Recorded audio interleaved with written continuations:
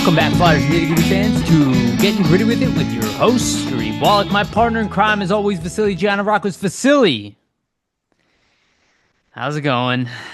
It's going not the greatest after the Flyers, don't win the draft lottery. Not the greatest of luck for Philadelphia, unfortunately, tonight. But they do drop two spots to Yeah. sixth, get that sixth overall pick.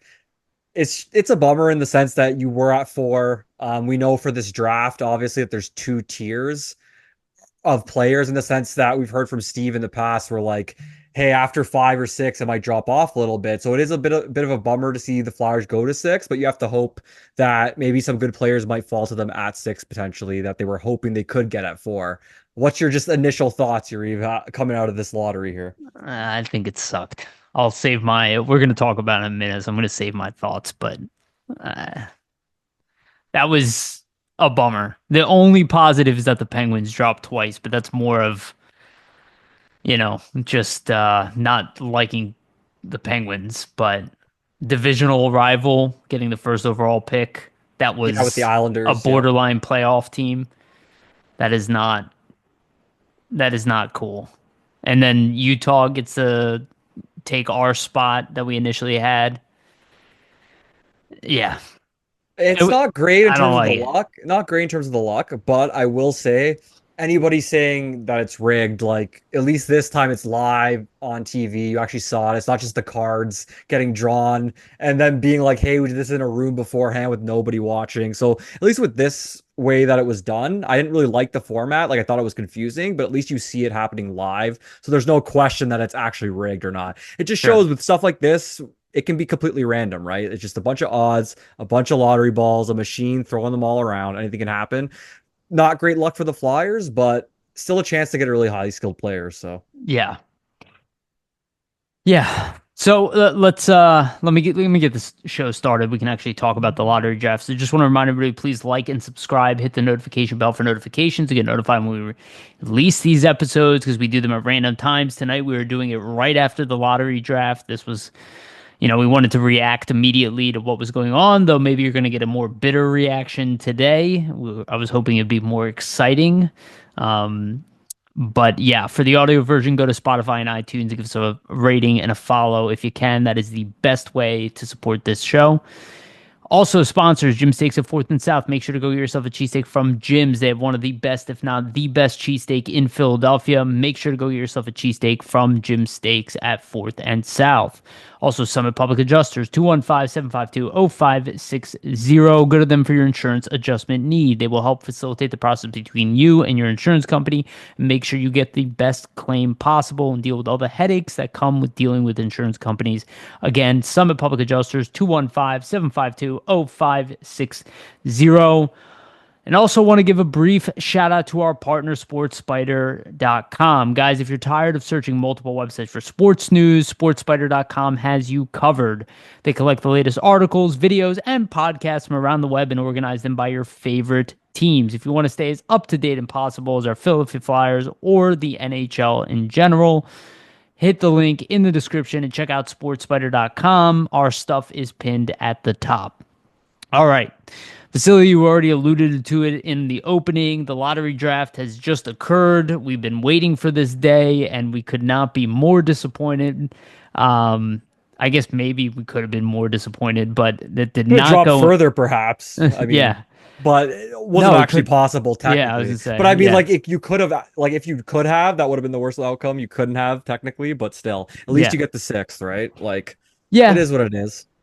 Just everybody was so excited for the fourth overall pick. The Flyers dropped down to sixth. The top pick in the draft went to the New York Islanders. That jumped all the way up from, I think they were the 10th pick in the draft, moved all the way up to potentially take Matthew Schaefer or Michael Misa. And then the Utah Hockey Club moved up to number 4, pushing the Flyers down to 6th. To Nashville pushed them down to 5, and then Boston's behind them at 7. So San Jose and Chicago will pick 2 and 3. Oh, so yeah, the event itself was a bit confusing. I think it was a little bit, and just the way that they tallied stuff up at the end, even though they gave us like the live odds and then needed to tally it up at the end. It was a little weird, but like you said, it's good that people at least can't say that it was rigged and that they picked it behind the scenes. I never really believed it was rigged to begin with, ever. So, I think it was a good idea to kind of silence that. Having said that, this does change kind of where we go from here as far as who we think will be available in, let's say, the 4 to 6 range now. Though that tier, the Flyers are kind of right on the edge of it. There are a bunch of names kind of floating around in that range. So now the Flyers will be picking at sixth. We don't know exactly where their next first round pick will be, somewhere between 23 and 25, I believe. And then the second pick, we don't know at all because that's dependent on Edmonton's success in the playoffs completely. So that could go all the way as low as 32. But as of right now, we have no idea. Yeah. So I my thing, like, as I was fantasizing this and assuming the Flyers were not going to move up, my thing was like James Hagens, Anton Frondell, right? Like, this is a forward heavy draft. Defenseman, there's really only one elite defenseman in this crop, Jackson Smith being the secondary tier defenseman who projects to be a top four guy, but everybody knows what the Flyers need outside of like an elite number one defenseman in Schaefer. It's, a top center. Could they go for a winger? It's definitely possible. I'm still in the maybe Hagens will drop camp, but as of right now, the names that are kind of landed around there: James Hagens, Caleb Denoyer, Porter Martone, Anton Frondell, Jake O'Brien are probably in the mix there. And then I guess you can throw in Victor Eklund and Roger McQueen as well, as the players that probably hover around where the Flyers will have the available pick. A guy like McQueen is a complete X factor who potentially, if a team feels like, and again, we haven't had the combine yet, his back, his condition surrounding his back that, he lost a significant amount of time to, his back injury. That is a big dependent on where he goes in this draft. And maybe somebody the Flyers will even look at now just because of where they sit at number 6. Vasili, what are your thoughts now with that number 6 pick? Are you still kind of like, do you think a guy like Hagens will be available? Because I'm seeing that he's dropping. I've seen him as low as 7 on some people's mock drafts. I'm kind of really hoping that because of his size, some of the teams kind of stay away from him. Also, you look at Utah, they've drafted, a couple of young centers, like their center position's pretty full. I could see them going for Porter Martone in that number 4 spot. But what are your thoughts now? I mean, it's interesting now just because we look at this draft, and as we've talked to Steve and I kind of alluded to just to start Yeah. off, right? Like, there's tiers to this draft. After about 5 or 6, it can drop off a little bit. Yeah. People even think that Caleb Denoyer might not be on the same level as the top projected 5 picks in Hagens, Frondell, Martone, Misa, and Schaefer. So in the sense for the Flyers, it kind of does suck because if those top 5 guys are in actuality the best 5 players in this draft, and there are tiers to it, they've kind of landed just below that. So does it open things up for their idea to maybe want to move up potentially because they want to secure one of those top of the tier players in this draft? Perhaps, maybe, right? Who knows? That could open things up. My thought process is you have to hope that Hagens drops if you aren't going to move up. I think that's probably the best case scenario for you, right? You need to fill a need at center. Hagens, though undersized, does have a lot of skill in that position, a lot of vision, a lot of playmaking ability, which is something the Flyers greatly and desperately lack, right? Creativity up the ice, the ability to puck handle, the ability to use your speed to create chances, and use that stick handling ability to do so and kind of create open lanes for players, which is something that Hagens has a skill set to do and it has done in college this season. So I think that would probably be a great pick. We've talked about Frondell in the past, where I believe that he would be a really interesting selection for the Flyers as well. Both centers, Hagens and Frondell. So I think in both situations, you couldn't really go wrong if you're the Flyers and both of those guys potentially fall in your lap at 6.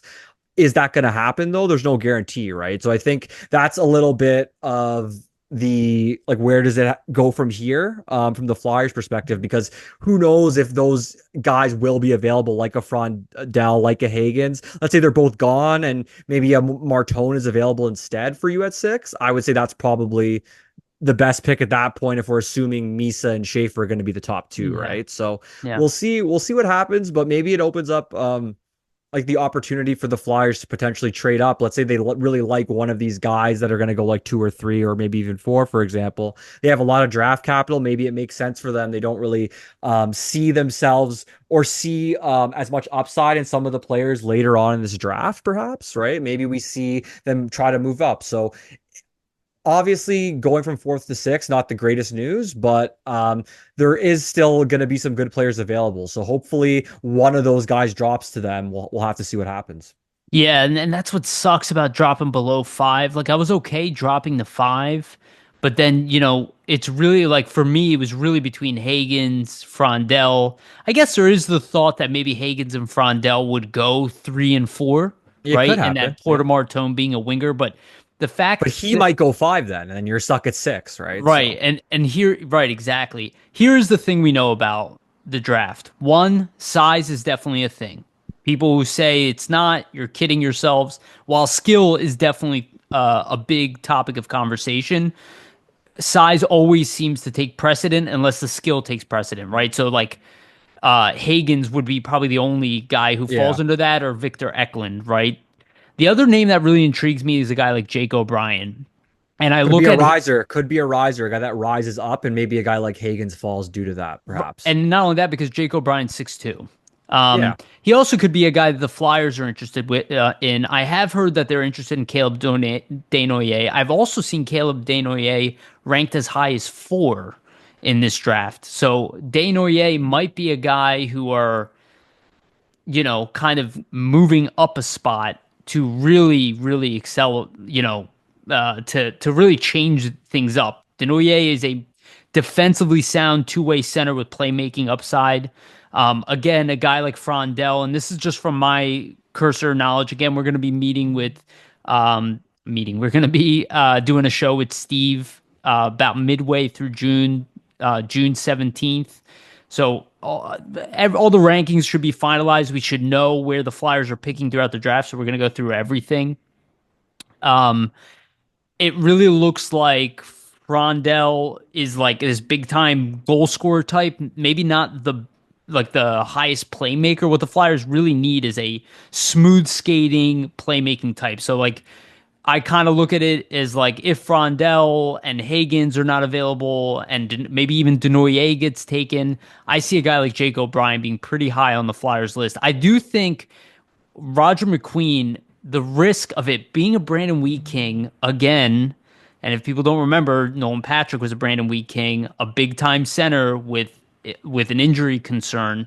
That didn't work out for them so well. That doesn't mean that the new organization will take that approach. I mean, the guy is 6'5", apparently would have arguably been like the second or third pick in this draft based off of just his actual like gifted skill set.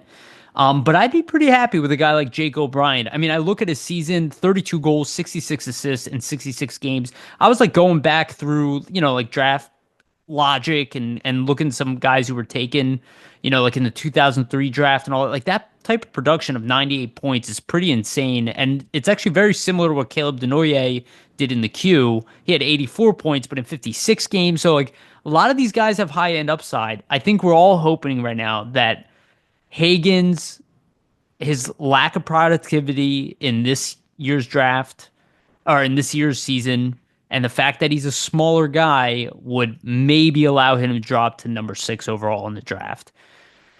I'm pretty bummed out right now. I'm not gonna lie. Not so much that I think we're not gonna get a good player, and not that I think number 6 is a bad pick. It's just like the Flyers haven't really had the opportunity to pick this high in quite a bit of time. We're finally in a position to actually win a top pick. None of the teams above us won the lottery, and we dropped twice. It's just like it's kind of a yeah. big bummer. It It's complicates definitely things. it's definitely a tough situation considering the last time you had a fifth overall pick, that pick in Cutter Gauthier gets traded away. Yeah. The next highest pick you have obviously is seven. That becomes Matvei Michkov, but really as the Flyers, you haven't picked in that top five in a few years now, and you haven't really been a great team. So it is not great. It's underwhelming for you as an organization to not really get into that top five during this rebuilding phase, because we see how many teams during this situation typically will pick there and do have success doing so to help them, foster the young players and add skill and talent to their organization. So the fact the Flyers, aren't going to be able to add another top five pick to their prospect pool. It is tough, but there is a situation and a scenario where they trade up into that top five, like I was saying, or somebody who's projected to be in that five drops down to them. It is interesting with the Desnoyers comparison, because, or not comparison, but just thinking that the Flyers drafted obviously Elliot Desnoyers in the past, his brother being in the organization. I don't know if that factors into anything, It but probably does. them both, yeah, it might have an effect, but them as well, both of them being French Canadian, Danny Briere also being French Canadian. I don't know if there's a connection there as well with that, but you have to kind of look into those things too and think about that on the surface level. So we'll see where it goes. I mean, I think the best case scenario, like I said, is you have one of Martone, Frondel, or Hagens drop to you at 6. I think for that to happen for the Flyers, you'll probably see like a Desnoyers, a McQueen, or O'Brien moving up, right? Like somebody's going to have to move up. So we'll see, but Hagens has kind of been that hot name that we hear to drop. And typically in NHL drafts, there always is that one guy that will drop and that one guy that will rise, because, teams just love them on their board. Like look at last season when I was at the draft historically, right? Zeev Boyum dropped, Jet Luchenko rose quite a bit on the board, right? If you look at the Flyers and what they did. Even in past seasons, like look at Shane Wright falling, look at Matvei Michkov falling, right? So sometimes that guy that Yeah, falls is you're not always absolutely right. necessarily a bad thing. The team who ends up getting that player that falls, sometimes it works out for them better than them being that team in the top five who kind of overthink the situation, and passed on a really good player. So sometimes Yeah, when you get into that top three, you could really galaxy brain yourself. We saw the Flyers do it with Nolan Patrick in a sense, though that yeah, was a good pick, but at the time. But either right. way, I will say, like, we'll see what happens, right? Like at the end of the day with the NHL draft, whoever is in this top five, it's all projections at this point. They've done it at the lower levels, but there's no guarantees in any draft. You could be a bust in the top five. So I mean, just because the Flyers aren't picking there doesn't necessarily mean they won't get a good player. There are supposedly tiers, but like I said, it's all projection based. It's not based in like fact that, oh no, if you're not picking, in this top five, you won't get a good player. absolutely. No, you're 100, very well said, and 100% agree with that. And again, I look at the fact, like you look at a guy like Hagens.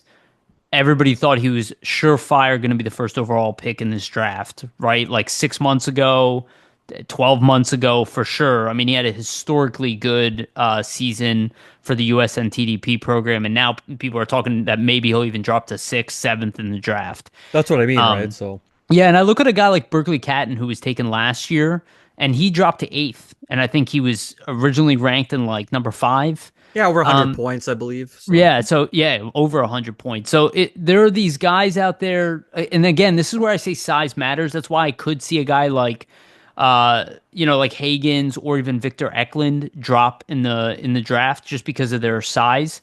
And teams have different favorites, so it's nothing to freak out about. I think it's just disappointing because we had more options, right? So we like because for all we know, the Flyers could have drafted a fourth overall and taken Caleb Denoyer anyway, right? I that mean, might be who they like on their board. Like we're right, not the scouts. We don't know how they're evaluating players or what they're prioritizing. we So we it's also it's possible. we also and I say we as the formal we, not just you and I, the whole internet crowd. 95% of them have not really watched these guys play outside of some highlights or maybe a couple games. They've not been scouted by majority of people who are talking about this. I'm not saying everybody's wrong or anything like that, but we don't really know. And a lot of times, and again, Vasili and I have gone through every draft. Majority of the time, only half of the top 20 players even become good NHL players. So it's not like a guarantee that if you pick at a certain point, you're getting a superstar player or anything like that. We just have to hope at this point that the Flyers hit on whoever they get, right? And Michkov, people moved away from him, even though he was the surefire number two pick in a historically good draft. He ended up dropping to number seven for the Flyers. And And it was again, non-hockey related reasons, right? Character concerns and things like that. yeah, And all those rumors, in a sense, it's not always necessarily the truth, right? Like you saw with Michkov, those character concerns. We saw how motivated and hardworking he was in the locker room and just around the rink for the Flyers. So sometimes those narratives get painted by the media, and it might not even be a legitimate story or actually a truth about the individual that they're talking about. So that's just Yeah. something to keep in mind, right? Especially depending on who's drafting and who they pass on. There could be a narrative being painted for Well, a reason. So Well, I look at Hagen's and the fact that he only had a point per game season in the NCAA, and it's the not bad at expectation all. was that he would go.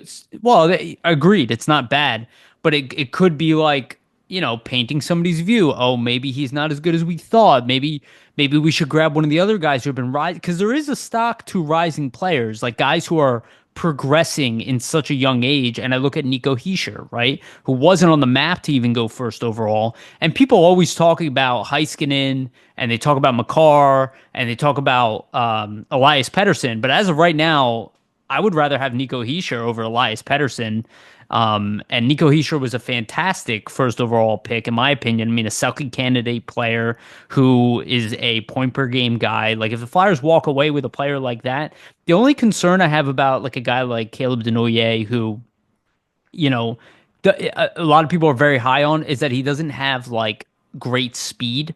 And I'm like looking at the centerman, and apparently Jake O'Brien doesn't either. So like most of these guys have a flaw of some sort. Like even Frondell is a very strong centerman with a big shot. Apparently, like he's not the best playmaker. I don't know if that's true.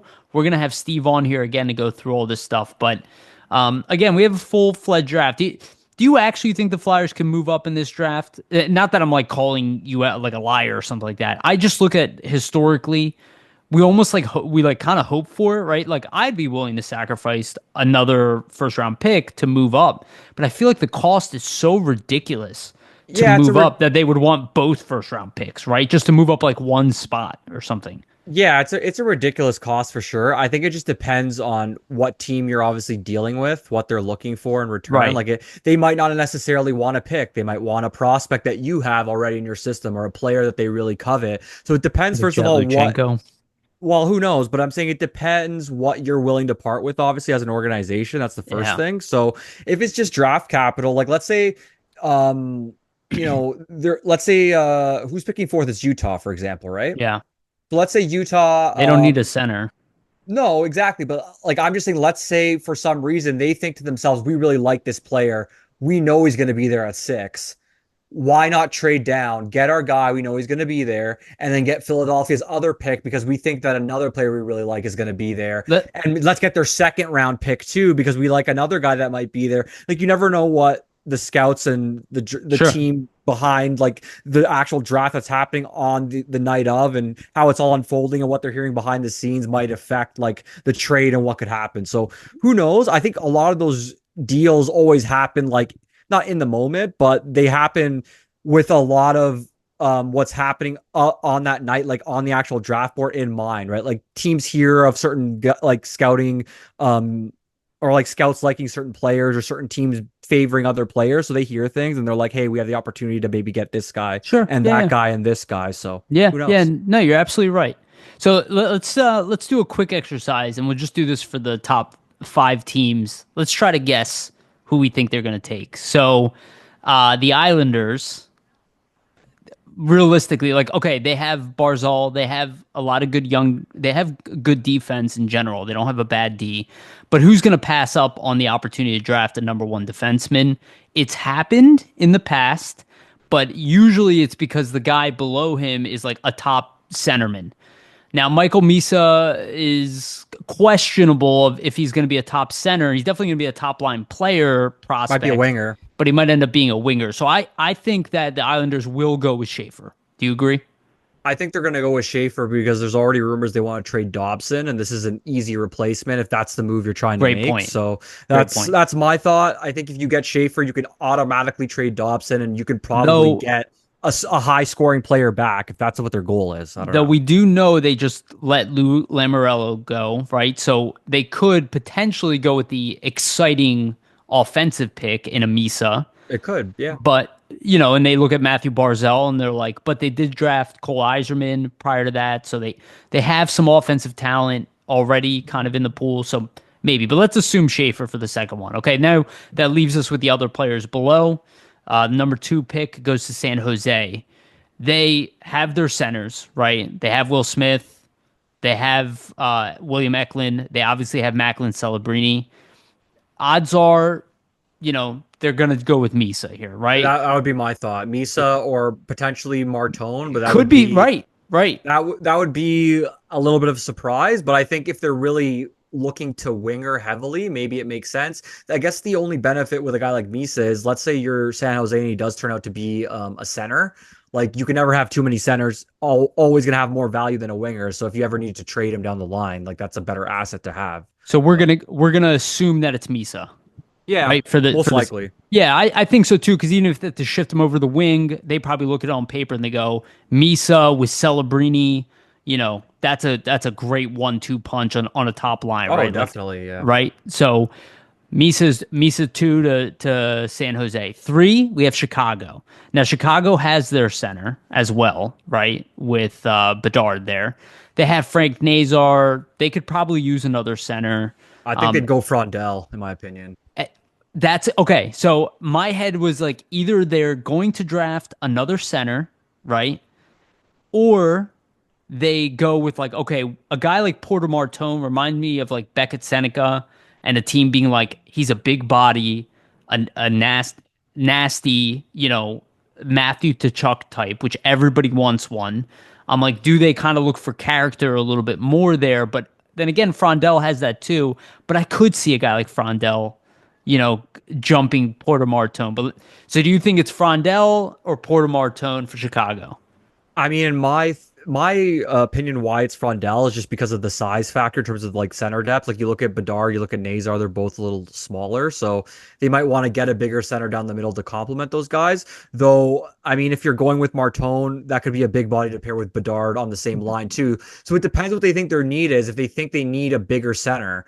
So personally, if I was building a team, I would want my centers to be bigger down the middle. That's Yes, what especially you if you would have. already have an elite, like Yeah, smaller center, right? exactly, right. Like that creative playmaking type.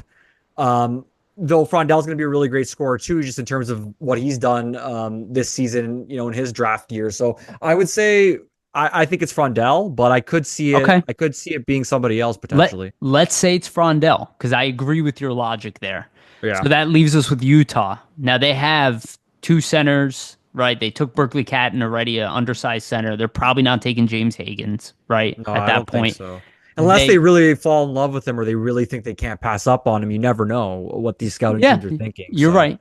I mean, we're just guessing, but you're absolutely right. So then that leaves us with Porter Martone. James Higgins are probably a no, right?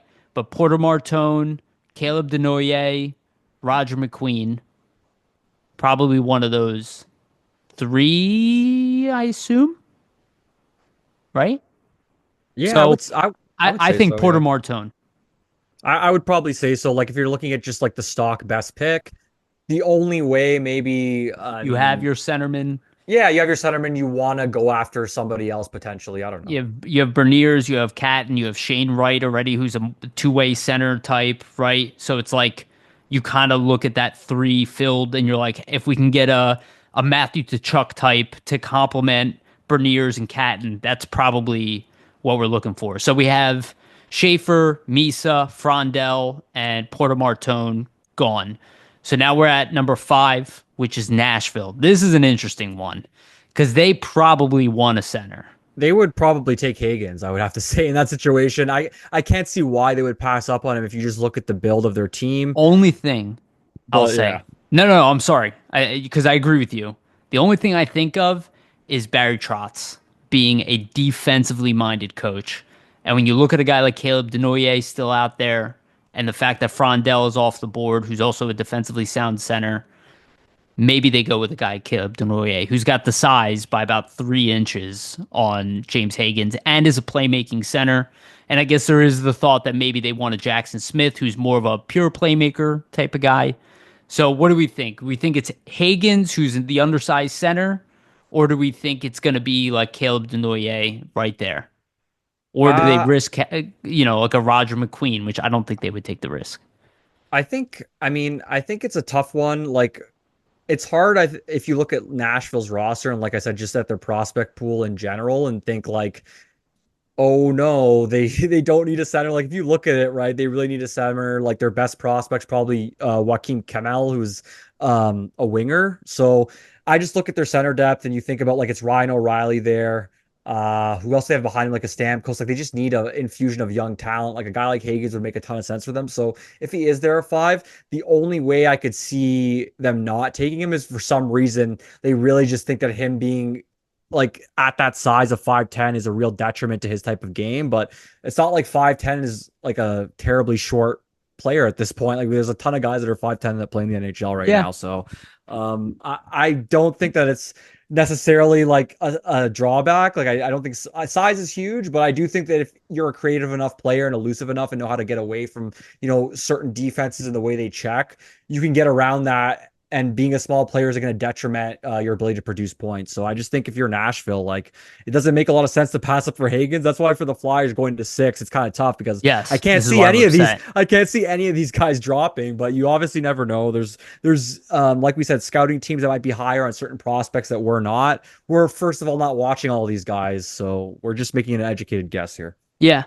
And so they have Joachim Kamel. He a center? No, he's a right winger. They took Yegor Surin last year and Teddy Stiga, both of which are centers. Um, they both Teddy Stiga is 5'10". They took him in the second round, and Yuri Surin's 6'2". They took him in the first, the number 22. And then Matthew Wood is a right wing. He's 6'5", so they do Yeah, have a big center. most of their top prospects, like a lot of them, Wood's a center, but a lot of them are wingers. Like Haru's a winger, I believe, too. Yeah. Zachary I, LaRue, I yeah. do think that there's a world here where they end up taking Caleb Denoyer. Now, again, I have no idea at all, but I could see a world where they do that. So that would leave the Flyers, based off of what we've talked so far, the options really are where we kind of see things panning out. What is it? Caleb Denoyer or James Higgins at 6, right? Yeah, That's kind of my thought. Or Jake O'Brien or it Roger could be. It McQueen. depends. I think those are the four at 6 that potentially could fall to you. Maybe something happens between now and the draft where somebody else really falls in the rankings for some reason. You never know. Sometimes the combine and things like that could ensure maybe a player drops or not. You never know what's going to happen, but Yep. we'll see. I think for the Flyers, like we said, obviously not the best result. Like the best result for them would have been to move up. That's what any team's hoping for. It would have been nice to stay at 4 because you kind of guarantee one of those players in that tier, that top tier of this draft that we've heard about so often. So it sucks for them to drop, but hopefully they get one of those players that are supposedly in that top tier to drop to them, perhaps. Yeah. There's also, on top of Victor Eklund, there's also Carter Bear, who was slated He's to been be a riser. Yeah. he's slated to be a top 5 pick since the beginning of the season, but he had a lacerated Achilles, which is obviously a very serious injury, sometimes career threatening. We've seen what's his name, Wellwood, Yeah. from the Flyers, not Kyle, Eric Wellwood. Eric Yeah. Wellwood. His career was ended because of it. So he is right now around like 10 to 12 ranked. We don't really know. Could be even lower. Again, a guy like McQueen could drop real low in the draft because of his injuries. So we will see. But the Flyers are still in a range to grab a center, and that's what's important. I think the least likely of the top end guys from the draft is Victor Eklund, just because he's a undersized, though high motor, high skill left winger. It's not necessarily top of the list for the Flyers, a winger, unless he's got a clear cut talent advantage over his predecessors. So there is a world here where the Flyers can still walk away with Higgins. I guess, we're high on Friendell. Maybe teams are lower on him, but we're not going to beat a dead horse. I'm kind of rationalizing stuff in my head on how we can still get one of the guys that we coveted, Well, at least on they're the just gonna have internet. to fall. It is what it is, right? Like Yeah. if it goes the way the projections are, I mean, probably these players might stay there. But when does the draft ever go the way the projections are I, actually listed? It's really rare. So I will say something to look out for is Bob McKenzie's list that does come out. Again, his list is based off of 10 NHL scout surveys. This does not mean all of the NHL scouts. It does not mean it's accurate.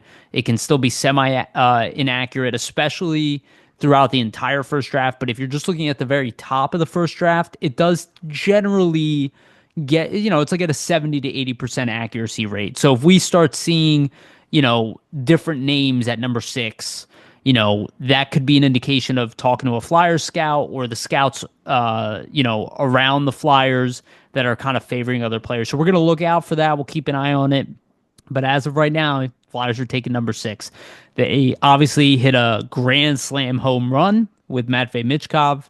We're going to talk about him a little in the second half of the show. But that's where we stand right now. So cry to the internet gods about it. Cry to the hockey gods about it. There's nothing we can do. At least you got to see the draw happen live this time, so you can't Yeah, say it's rigged. So which there I you did go. not, which I did not enjoy. It just stressed me out the entire time. All right, let's move on to our next topic, and that is the Lehigh Valley Phantoms. This is good news. The Phantoms, I missed majority of game 2. I had Shabbat dinner, but game 3 I watched all of game 1. Um, this has been a very interesting series. The Phantoms are up 2-1 in the series on the two-time defending champs, the Hershey Bears. Um, Again, this is one of the elite teams in the AHL. We talked about how the Phantoms have vastly improved. Again, adding guys like Bump and Luchenko right before this playoff run, it balanced out their top 9 considerably, and they're still without Tuamala and Gendron in the lineup due to injuries. So those are 2 of their best scorers are not in the lineup. But man, has this been a great series. Very, very entertaining to watch. Again, on hockey. Google it if you are trying to figure out a way to watch it. I don't want to type it in online, but it is an opportunity to watch It's some an AHL option. game. It's It's an an option option. for you. Not the best option, but it is an option. Um, we'll leave it at that. But this series has been great. Obviously, Alex Bump came out red hot against uh oh my god, against Wilkes-Barre Scranton. He had the 2 goals in that series in 2 games, 2 goals in 1 game actually. He's had a very productive playoff in the first round. Now the production has died down, but his play is not. I mean, the first game he had 8 shots where they lost 3-0. He had 8 shots on net. So like he's still performing, and I was kind of looking at it and I was trying to find comparable to him. And this is the one that I realized. I was like, Patrick Sharp. And I looked at both of their both of their tenure. Obviously, Sharp was a 3rd round pick. So not a high pick, was a very successful NCAA player. Bump has actually outperformed him in the NCAA. And Sharp took a little bit of time to kind of become his own. But again, they're about the same size, about the same weight, play a very similar style, a 2-way goal scorer on the left wing. Very, very interesting kind of career for Sharp, but fantastic. Obviously was part of that elite, dynamic Chicago Blackhawks team that won 2 cups. What do you think about that comparison that I just came up with? I like the Sharp comparison. I think their games are pretty similar. Obviously, both shoot first type of players. I think Sharp, just in terms of like the defensive prowess, I don't know yet if we can say that Bump's on the same level. Like we have to see at the Sure. NHL level versus the NCAA. The defense and playing a strict defensive game like that can be a little bit tougher. But I think he has the tools and the habits already, which is what we've seen of him albeit in a short while, to potentially, develop more on the defensive side of the game as well.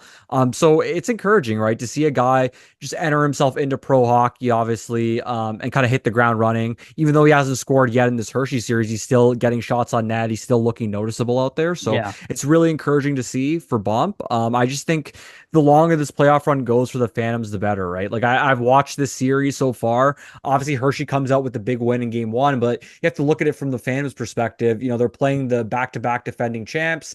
It's a really tough matchup for them. They obviously know that. But they also realize themselves that this Hershey team they played earlier in the season hasn't really been ready or hasn't really seen this version of the Phantoms yet, because a lot of the Yes. players on this team were not previously there, like a Luchenko, like a Bump. They also Even improved quite a bit from the first half to the second half. no, of course, but even some other guys, like you had Andre that was up with the Flyers. He's kind of back down. He's had a big taste of NHL games. Like you don't Yep. think that that's helpful to a guy going back to the AHL level to help him potentially like be a number one and dominate um at that lower level, right? So I think for them right now, they have a pretty stacked lineup, just in terms of who they can trot out there to face Hershey. If you just look at the scratches, we've gone over it the past couple of weeks. Like a lot of scratches. Obviously, you have Gendron, who leads the team in scoring, not even playing with the injury to Amala as well. Even Cooper Marody, who probably would have been in a top six role for them. So they got a lot of depth, and they're putting it to their advantage. I think for them, it's a really big thing to be up 2-1 kind of going back, because now even if you do slip a little bit, you could still go back to that game five. So you have two opportunities to potentially close it out. So we'll see what happens, obviously, in this next game coming up Friday, but it'll be interesting. I think the most important thing for them, I would say, will probably be the goaltending. Yeah, Like, I was just about to although, bring that up. yeah, although Cal Peterson, had 14 saves and came in for Parker Gahagan in relief in that third game and looked pretty good.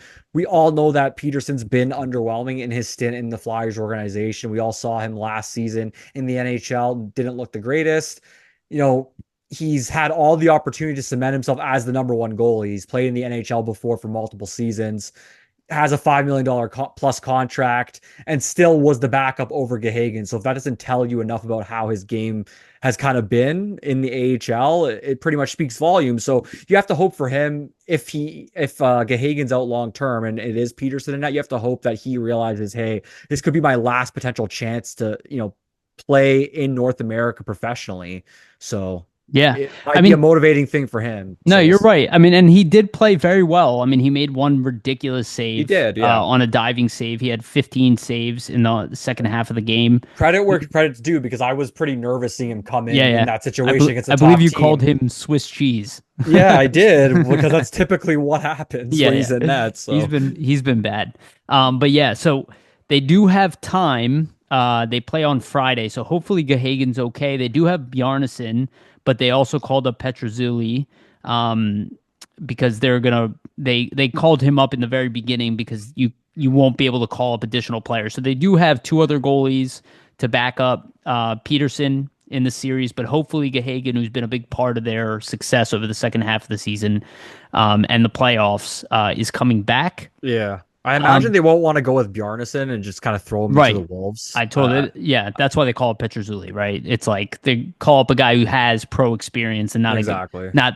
throwing a 19-year-old unless they have to, because that's a It's not great for the development of a right, goaltender to yeah, just do that in the yeah, to playoffs, not I would play a say. single AHL game and then to get thrown in the playoffs against an elite AHL team. Not a great start.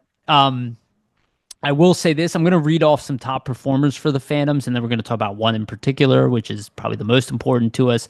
So Anthony Richard, who's had a very good playoffs. He's got He's three looked really goals. good. Yep, 3 goals, 3 assists, 6 points in 5 games in the playoffs. He's also a +4.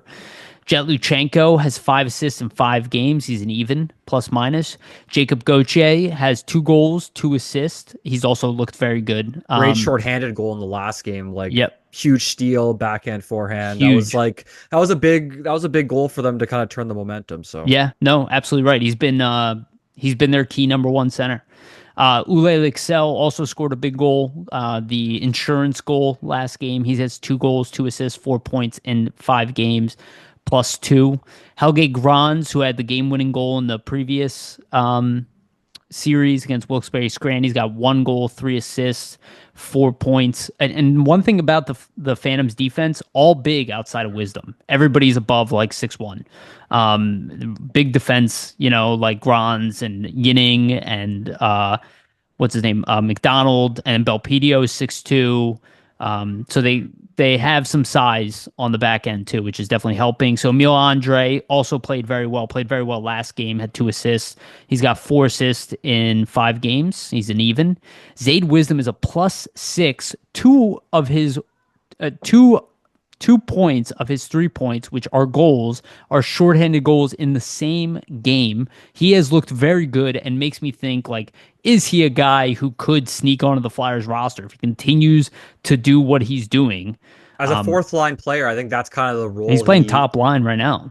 No, of But course, I but I'm agree. saying, Yeah, yeah. yeah, Sorry. on the Flyers, I think that would be his role. I think the ultimate upside could be like a third line crash and bang winger who could really Sure. like free up pucks for you potentially if you can A find some. Hathaway. We Yeah, talked about it. exactly, Yeah. exactly. Like a best case scenario. I mean, if you're the Flyers and you're trying to kind of, I don't know if they're looking to potentially clear even more space and move on from a guy like Delorier, but that would be a perfect replacement, I would say, just in the sense of like, hey, maybe you call him up. He's the guy that could take over some of the fighting duties and you don't have to necessarily play him every single game, but he can step in there as Yeah. kind of a younger feel potentially. Yeah, So and D'Lo can be dropped to the minors, and almost his entire contract would come off the books if that's the case. 1.1 million. I think he's 1.8 million or yeah, 1.4. I can't remember off the top of my head.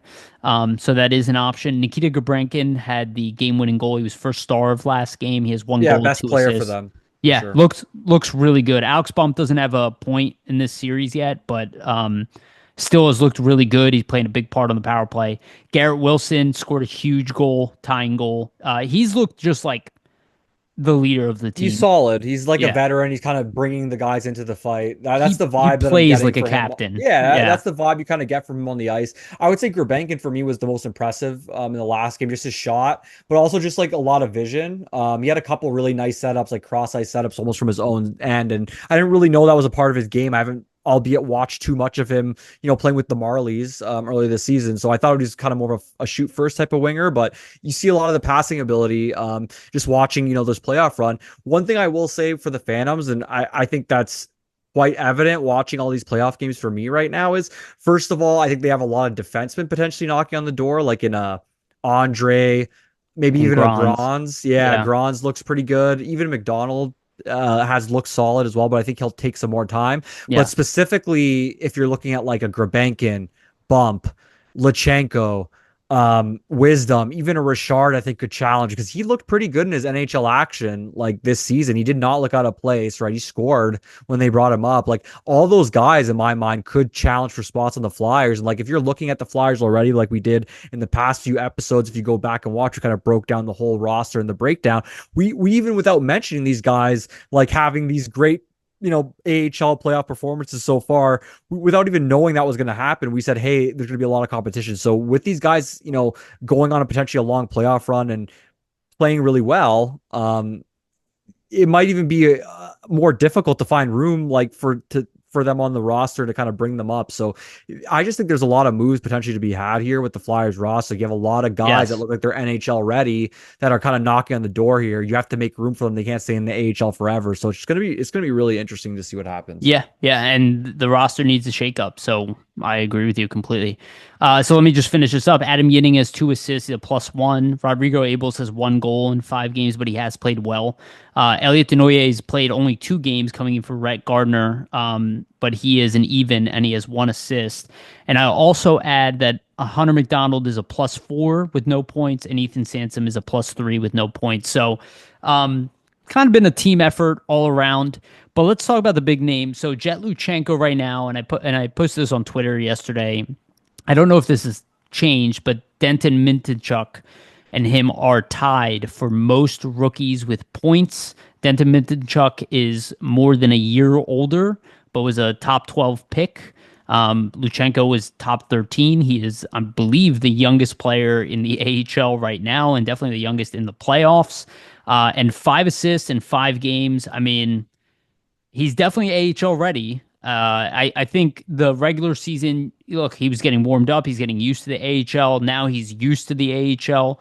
Discipline has been an issue for him and the entire Phantoms roster. They've been taking way too many penalties. It's my biggest criticism of them. But Luchenko has been throwing up assists in style.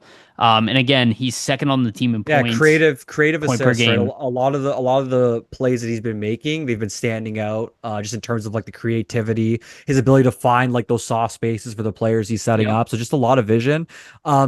It's really like the most you could ask for a guy coming from the OHL at his age, really young compared to a lot of the players he's playing against in the AHL. Just in terms of age difference, right? He's probably one of Yeah. the youngest players even getting to play in that league right now. So the fact that he's produced this much just to start off, it's super encouraging. I think like we said, right, like to see a guy hit the ground running like that, really his first taste of pro hockey essentially. Obviously gets that little taste of the NHL, but this is like the first taste of okay, this is games that really matter at the pro level. Whereas like when you're starting an NHL season, the intensity is not going to be ratcheted up as high. So No, but I will say playoffs intensity in the AHL is probably similar to regular season intensity at the NHL level, right? yeah, it could be, but I just think Not the playoff hockey. speed, I just think not the playoff speed, hockey. but the intensity. Yeah, yeah. I just think playoff hockey in general is always going to be more intense than regular season. Just Oh, like teams fighting yeah. for their And lives and things like violent. that. Yeah. And he hasn't had a problem in that category. He also hit the post on a breakaway last game that he was created with his speed. Again, his speed is definitely making a difference in this series as well. So just wanted to point that out. And a lot of people, I had somebody hit me up on Twitter and kind of talked about this where people, I'm sure are still comparing Zeev Boyum and Luchenko. Boyum had a mediocre stint with Minnesota, but again, he's 19 years old. He's 8 months older than Luchenko. I will say that definitely matters in development. Almost an entire year older than Luchenko. He had one assist. His final game, he was a +2 in, but he was -1 and one assist in 4 games. Played 13 and a half minutes per game, essentially. So try not to compare the two. I think it's kind of irrelevant at this point anyway. I'm very happy with what we've seen from Luchenko in these playoffs, and I do think just the way he's been playing in this playoffs, the thought of him being penciled into the lineup still exists. I don't know for sure if he's going to be playing in the NHL, especially now without Tortorella at the helm, but I think he definitely still has a legitimate chance to make the NHL club. The fact that he's outperforming a lot of the Phantoms lines, and a guy like Alex Bump as well, and Gabrankin, Wisdom, a lot of these young guys, they're all making a name for themselves right now. All right. Just want to remind everybody, please like and subscribe. Hit the notification bell for notifications to get notified when we release these episodes. And for the audio version, go to Spotify and iTunes. All right. A little bit of Flyers news. So this came up during the lottery draft. We don't have to talk about this very long, but Michkov is not one of the top 3 options for Rookie of the Year. I was listening to Chris Terrian on Jason Martinez's live show with Bill Meltzer and Brian Smith. And Chris Terrian, he's like, this is an absolute joke. This is a travesty. This is absolutely ridiculous. I completely agree. I think if you actually look at the 3 players, it's really just Celebrini and Michkov are the ones. And I know. Lane Hudson had a phenomenal year. I'm not saying it should be taken away from him, but if you could have any of those 4 players, nobody is going to pick not Lane Hudson nor Dustin Wolf over Michkov. Sorry.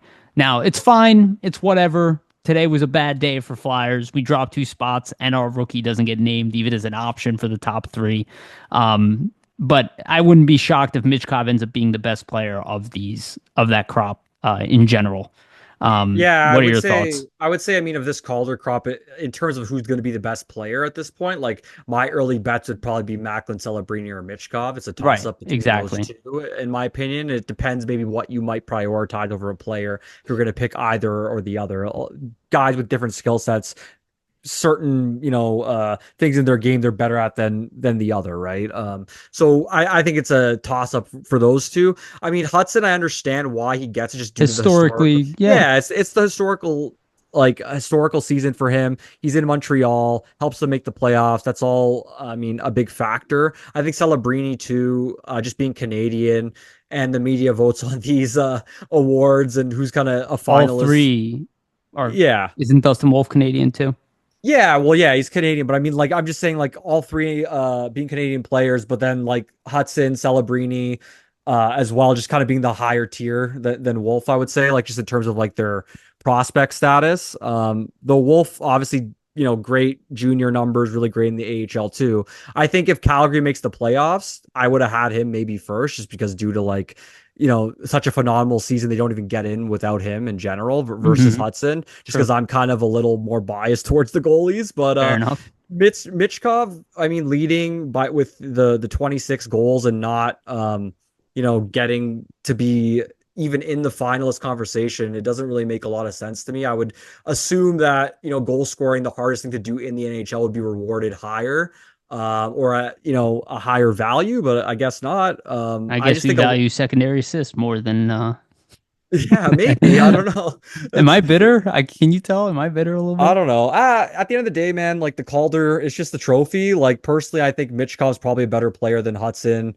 Like I said with Celebrini, the jury's out there. We'll have to see. So, Yeah, I Celebrini's mean, awesome. Yeah. it sucks to not see him get rewarded, just especially due to leading the class in goal scoring. But I mean, it's kind of like a little bit of the Russian bias with everything that's happening, Yep. and the Keep it coming. Keep it coming. Canadian media bias as well. I So. mean, look, it has only paid off with Michkov so far. So just keep underestimating him.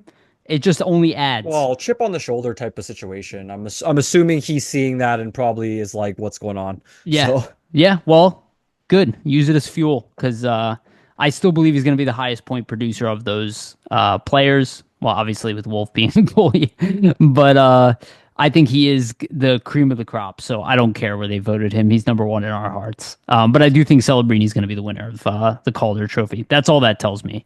Is that as yeah, soon as I think he'll win as well. yeah, and I think he deserves to win, to be honest with you, because he matched. He was what, a point less than Michkov, in point per game. He played like 9 or 10 games less. So Yeah, he had like 10 games less than him and still 63 points. So yeah, though yeah, he had exceptional rookie season. So I'm not knocking Celebrini at all. He was awesome this year. Very very great. Good rookie, great rookie class in general. That's why this happened. All right. Other piece of news: Noah Cates did come out and say this, and shout out to Nasty Knuckles for their interview with Noah Cates. If you guys haven't watched it, it's definitely an interview worth watching. Check out their YouTube channel, Nasty Knuckles, friends of the show. So they did have Noah Cates mention his contract. He says his negotiations started before the Four Nations, and he is 99% sure he'll be a Flyer. My guess from that statement is that he's going long term with the Flyers. That could affect how much the dollar amount that he's going to get. I don't know, but at least that I know that he's staying, and that doesn't surprise me. I imagine that they're going with Noah Cates first, then Tyson Forrester second, which they're the deal that Matt Coronado just had might influence the Tyson Forrester deal. He might be getting a long term deal as well. Them worried that he's going to become like a 40 goal scorer and he's going to become a lot more expensive. They might give him, I think you mentioned like the Owen Tippett contract, might be something around that, like 6 years, five try to million, do five and a something half. like that, perhaps. Yeah, Yeah. We'll see. I and think then with Cates, and then I you mean, work. I was just gonna say, I think with Cates, um, like with his contract and what they're gonna do, for me, it makes the most sense. You can lock up like a 3C long term, maybe for even like 5 to 7 seasons. Why not go with Cates?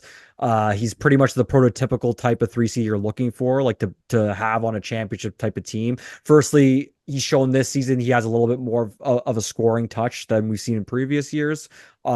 Just with the 15 goals and obviously scoring a lot more down the stretch than he has beforehand. And then I would say as well too, just his defensive details and his habits and just like the strong stick and the board play and just the forechecking in general, everything you'd want in 3C, plus getting better at faceoffs too, as Yeah, he's kind of transitioning into the center role. So I think if you're Philadelphia, like you can't really ask for more than what he's given you so far in his young career in this 3C role. So I would say for me, I would be open to signing him long term to like let's say if you could get him for 4.5 million for like even 6 or 7 years, I'd be pretty interested in something like that. yeah, totally. Well, we'll see. We'll have more detail. I imagine maybe any day now we're gonna hear the Noah Cates signing. So we'll update you on that after it comes in. And the other thing is coaching options. So it did come out that Jay Ferschweiler interviewed with the Flyers. He Pat is Ferschweiler, you mean? or Pat Ferschweiler. I don't know why I have Jay written here. Maybe because I'm an idiot. But yeah, Pat Ferschweiler. Thank you for correction as well. Did interview with the Flyers. So actually, last week we kind of called this out on the show that didn't believe that they didn't get started, and that sounded like nonsense to me.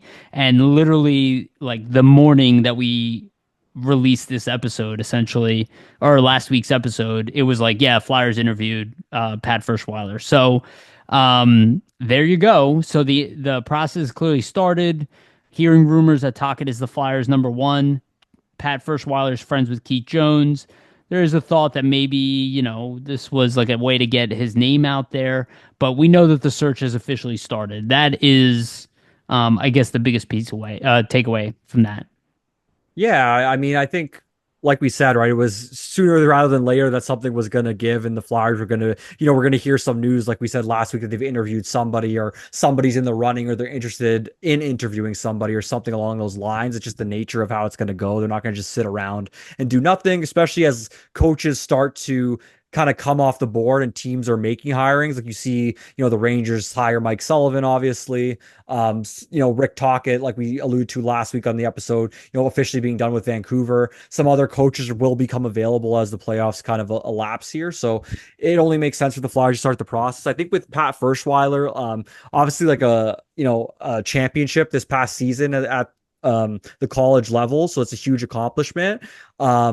It's taken a while for him to get to that point. So I do wonder if he wants to go back and kind of build on that winning championship as well. Like he interviews for the Flyers job. He's obviously interested in NHL head coaching positions too, but who knows? Maybe like he's a guy that they might think that could come on in like another role as well with the team.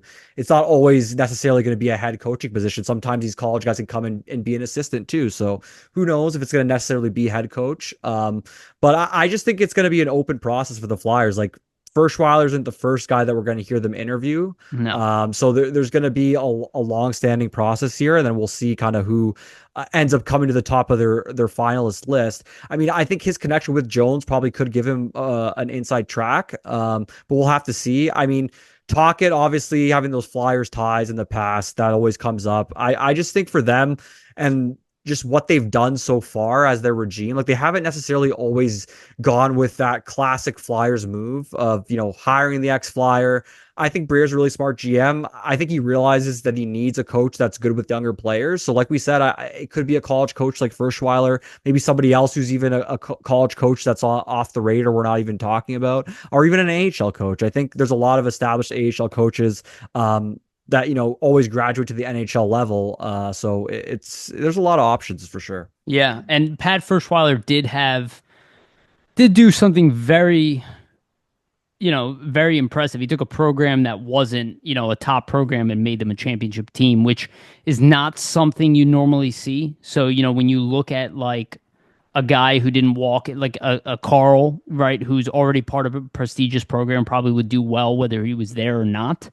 But maybe they wouldn't win a championship, but they would do well. But the fact that he took like a team without any first round picks to win a national championship is incredibly impressive, and I can see why they're very interested in interviewing him.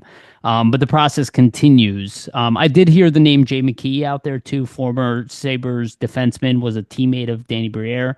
And again, that might be a case of like looking for an assistant coach.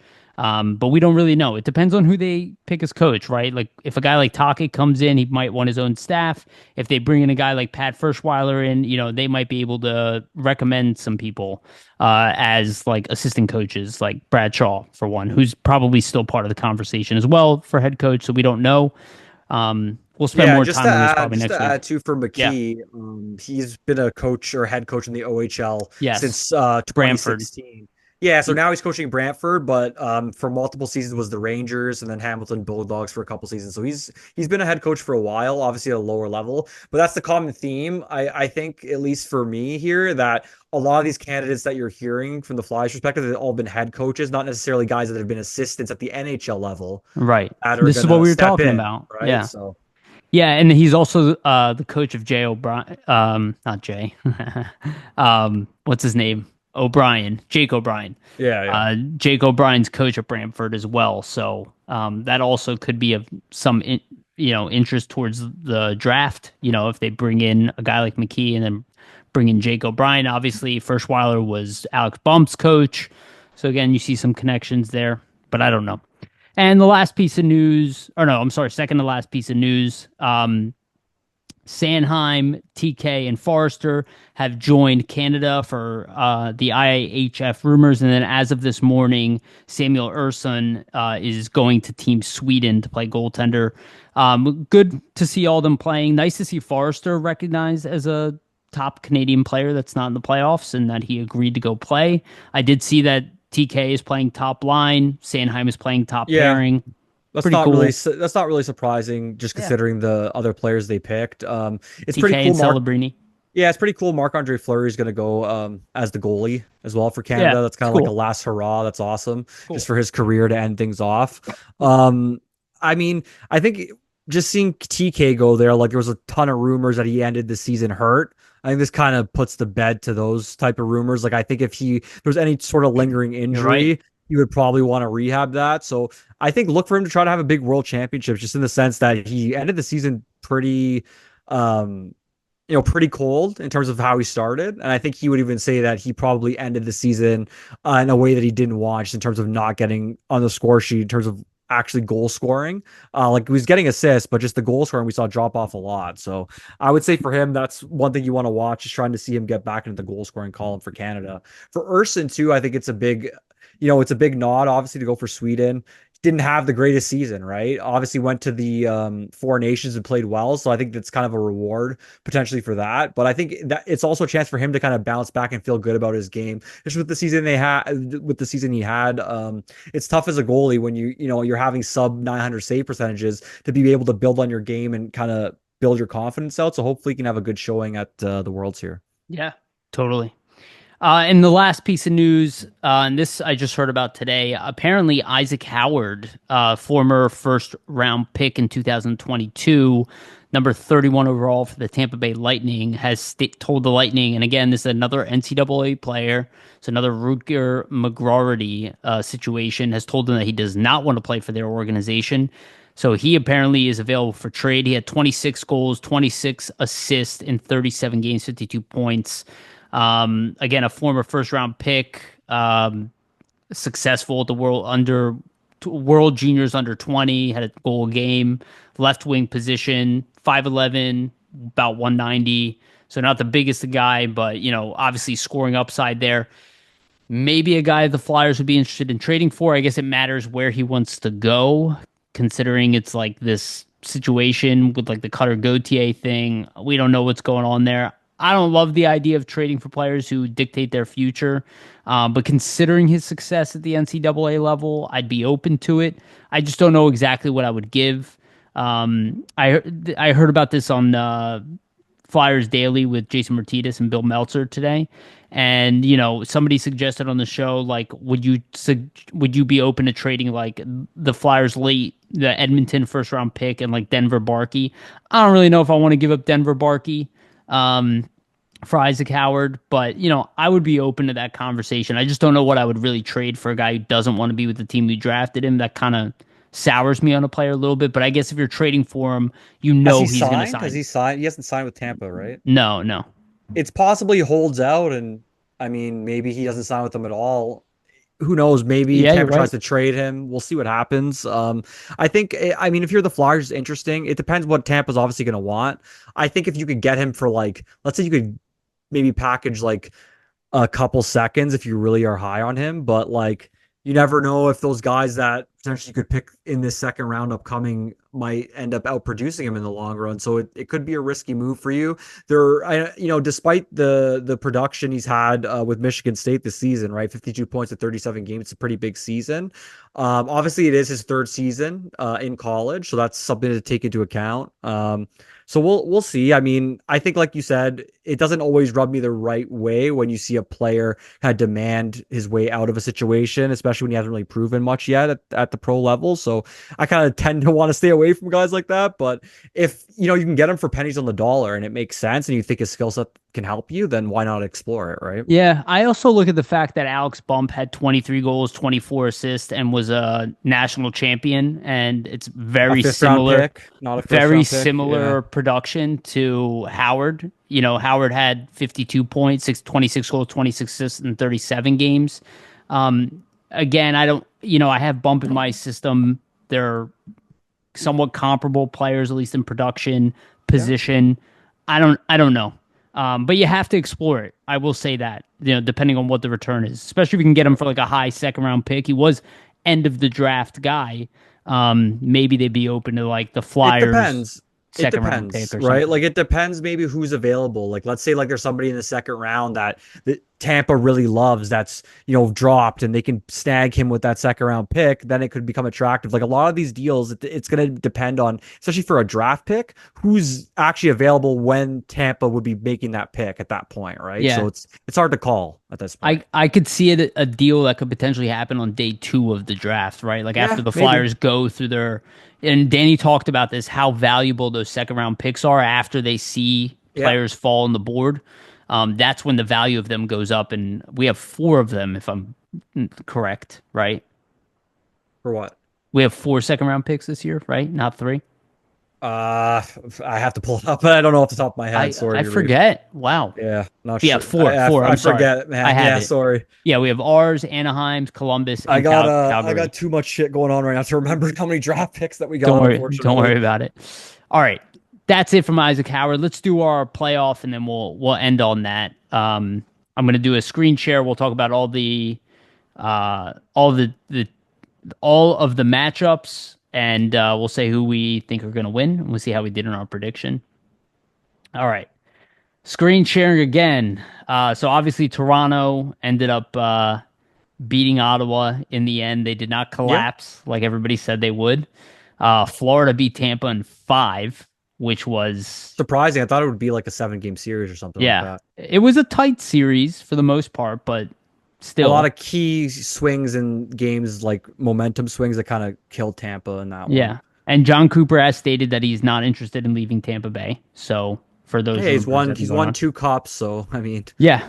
So Toronto versus Florida. I'll let the guy from Toronto go first on this one. Who do you think takes this and in how many games? I think Florida in 7. I Okay. mean, but Leafs are up 3-1 right now in the first, so that's Oh, something to, wow. yeah. I didn't realize that they were playing right now. I Yeah, actually they saw are. that earlier today and I forgot. Wow, that's huge for the Leafs. So my guess is that Florida takes this. Um, I think seven is an appropriate amount of games. Right now, shots are 10-4. Um, Not a good William Nylander already start for has a Bob, yeah. oh, Nylander has 3 points already. Yeah, so 3 goals on 10 shots. Definitely not a good start for Bob. Yeah, so it's going to be interesting. I'm still going to give the nod to Florida, but man, would the hockey world freak out if Toronto took out Florida in the second round? That would be like a huge story. Oh, They're definitely. my pick to come out of the East. Yeah, if they were to beat Florida, I would say so. But though I will say, I mean, Washington, everybody's kind of counting them out, but they've had a great season, which is kind of hilarious to me. Yeah. So yeah, let's go to the next matchup. So Washington beat Montreal in five. Carolina beat New Jersey in five as well. Both Jack not really Hughes. surprising, right? Yes. So, This matchup, I think it's going seven. I'll give Carolina the edge, but I think a lot of people are still under the disillusion that Washington is like over achieving. I don't think so. I think if you look at their lineup, they are deep throughout, and they are, yeah. that's what good teams are, is that they're deep, especially playoff run teams. So I'm going to give it to Carolina in seven, but I wouldn't be shocked if Washington won. Yeah, no, I think at least for this series, my pick's Washington. Reason being, I think the goaltending for them will just surpass what Carolina's got, just in the sense that Anderson, I believe, was hurt. I'm pretty sure it's Kochetkov taking his place right now. So with him being out, like Kachekhov's shown some stretches before where he can play really well, but I do think that Thompson is just a better quality netminder. And like you said, right, Washington's been a deep team all year, been able to score a lot of goals, also can play some good defensive hockey. So I think I can see Washington taking this one in 6 games. Wow, I like it. I like it a lot. It's a bold prediction because I don't think most people. And let me just remind everybody, from a Flyers standpoint, if you're thinking not about hockey and the entertainment value of it, if you remove that aspect of it, because it's important to enjoy the hockey games as well. It does affect the Flyers' Colorado draft pick. If both Florida and Carolina move on, the Flyers will draft 23rd, right? I believe that's what it is, Yeah, I think 23rd in so. this Yeah. upcoming draft. If not, I think they could go to 25th in the draft, is the idea there.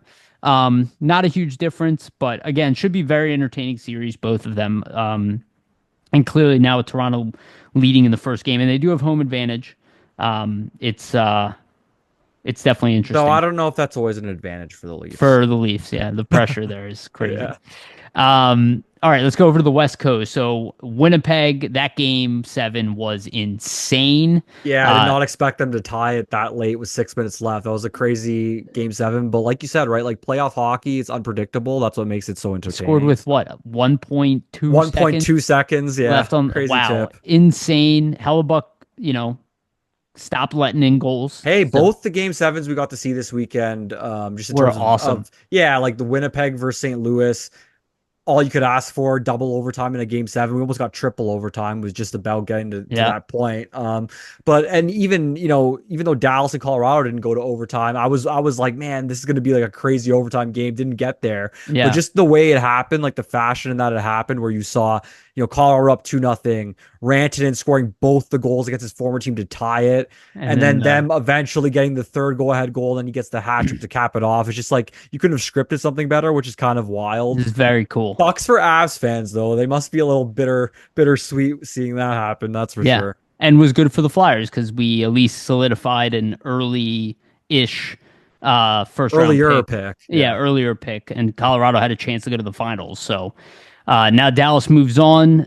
They should be getting Heiskanen and Robertson back during this um, series against Winnipeg. Winnipeg was also missing Shifley, and they lost Morrissey, which is even crazier about what they did. That they were Yeah, doing I that with know. five defensemen and missing their number one defenseman in that process too.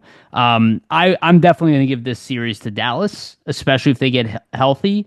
But never say never at this point. I mean, I could see it going to seven, but I'm going to say Dallas in six. Yeah, I'm gonna say Dallas in six as well. I think a main reason for me is just you have Heiskin and Robertson potentially returning, and we don't know how long Morrissey or Shifley might be out. So it's almost like you're having two top of the line players for Dallas entering, and then two top of the lineup players for Winnipeg leaving. So naturally, you're going to give the edge to Dallas in that situation.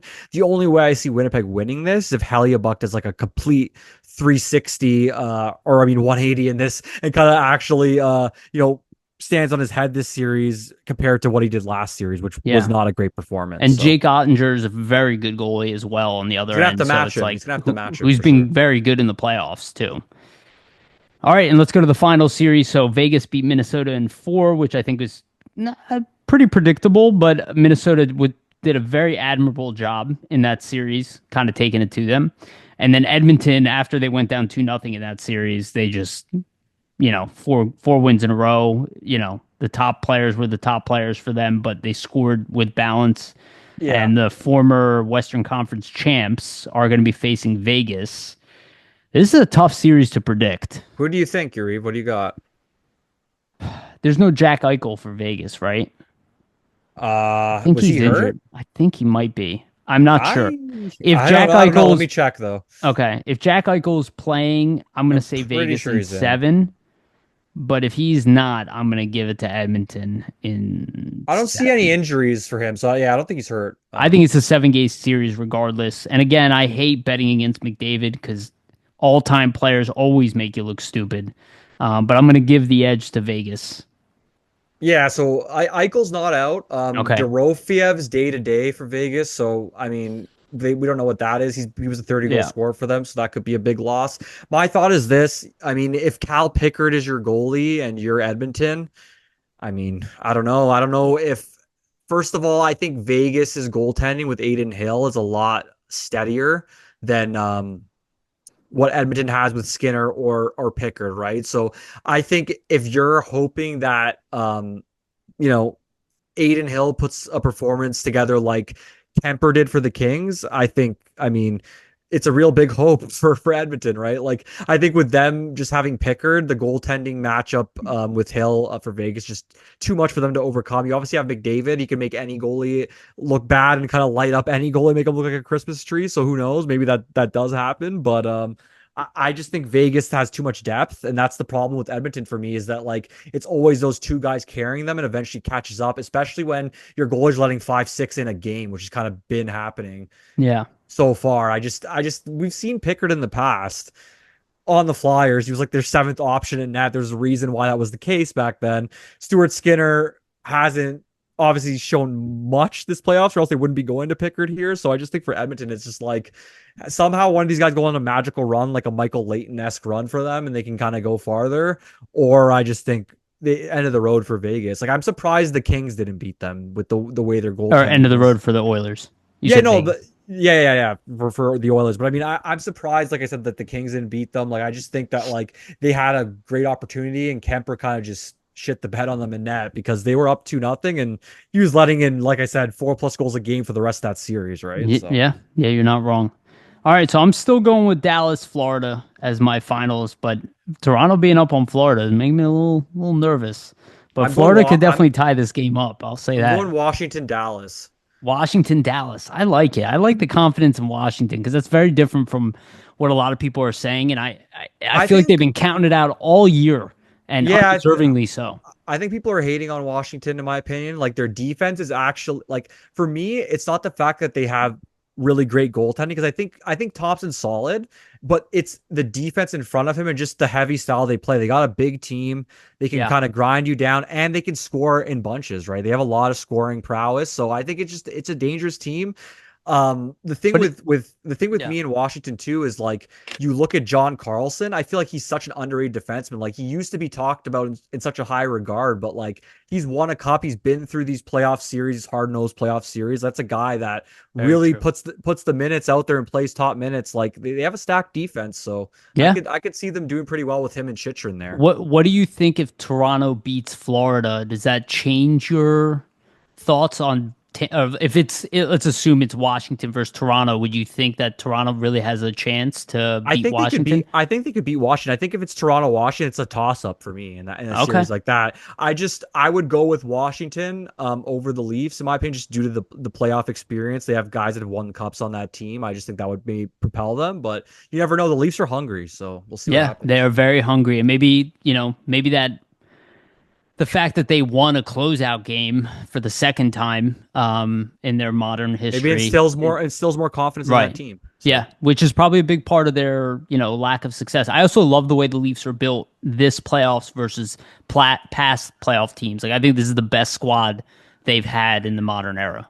yeah, Um, I think too. This is the best, or at least the most consistent goaltending they've had. Like Anthony Stolarz has been really good for them. yeah, So and so far outplaying Bobrovsky. So, all right, his the starting goalie last season, right, for Florida, and he was the backup. So it's a good story. it's kind of It's a good hilarious to story. see them duel it out. Yeah, very good stories in this playoff so far. This has been a great playoff.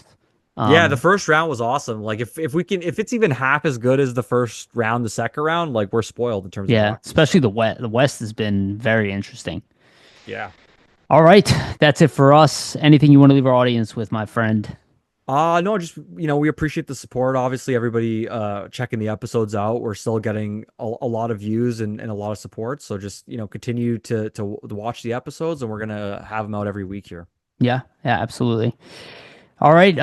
Again, just a reminder to please like and subscribe. Hit the notification button to get notified on when we release these episodes because we tend to do them a little bit randomly, usually Monday through Wednesday. For the audio version, go to Spotify and iTunes. Give us a rating and a follow if you can. Again, these are the best way to support our show, support our YouTube channel, support our audio versions as well. It's what helps us grow. So thank you all so much for the support so far. And if you haven't done that, please do so. And also shout out to our sponsors, Jim Steaks at 4th and South. Make sure to go get yourself a cheesesteak from Jim's. They have one of the best, if not the best, cheesesteak in Philadelphia. And also Public Summit Adjusters, 215-752-0560. Go to them for your insurance adjustment need. They will help facilitate the process between you and your insurance company. Make sure you get the best claim possible. Public Summit Adjusters, 215-752-0560. And shout out to SportsSpider.com. They are our partners. Our stuff is pinned at the top. They aggregate content from all over the internet for all of your sports teams, especially the NHL and the Philadelphia Flyers. Articles, videos, and podcasts from everywhere. Thank you again for listening. Thank you, Vasili. We love you guys. And remember, always stay